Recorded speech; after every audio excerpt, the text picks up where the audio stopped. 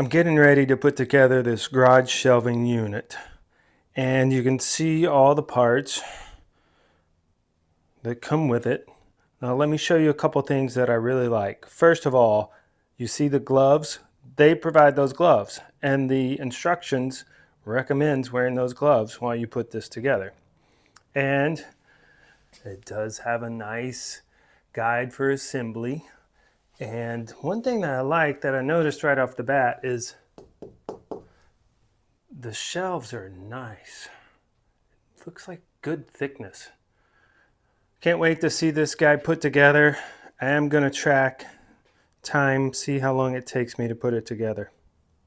I'm making good progress on the assembly of these garage shelves, and I want to give you 2 pro tips. First, this hammer, so the one on the left is a rubber mallet that I have, and then the one on the right is what comes with it. The one on the left is much more efficient at making sure you've got the cross beams in place. And the second pro tip is put this together where you plan to use it. It's harder to move later. Here's a third pro tip for you. So as you start to come up and build the upper shelves, it's kind of hard to remember, like, hey, which hole am I in?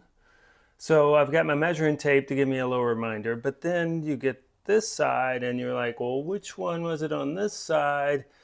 And this handy level tells me, hey, you're good, man. It's level.